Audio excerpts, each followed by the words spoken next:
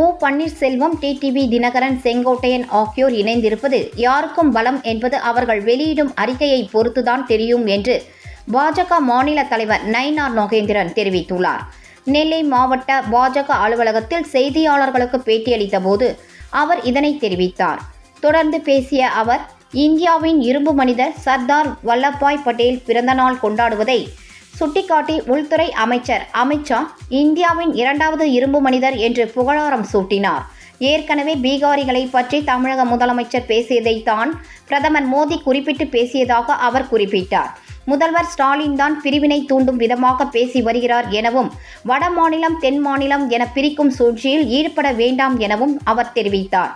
இதனைத் தொடர்ந்து சர்தார் வல்லபாய் பட்டேல் பிறந்த நாளை முன்னிட்டு அவருக்கு மரியாதை செலுத்தும் நிகழ்வு நடைபெற்றது. அப்போது திடீரென முன்னாள் அமைச்சர்கள் ஆர்.பி. உதயகுமார், கடம்பூர் ராஜு உள்ளிட்ட அதிமுக முக்கிய நிர்வாகிகள் பாஜக அலுவலகத்திற்கு வருகை தந்தனர். அவர்களை நயினார் நாகேந்திரன் வரவேற்றார். பின்னர் அனைவரும் கூட்டாக அங்கு வைக்கப்பட்டிருந்த சர்தார் வல்லபாய் பட்டேல் திருவுருவ படத்திற்கு மலர் தூவி மரியாதை செலுத்தினார். திரு OPS அவர்களும், திரு மதிப்புக்குரிய டிடிவி அவர்களும், மதிப்புக்குரிய அண்ணன் செங்கோட்டையன் அவர்களும் நேற்று போய் தேவருடைய சமாதியில் அஞ்சலி செலுத்துவதாக போயிருக்கிறாங்க.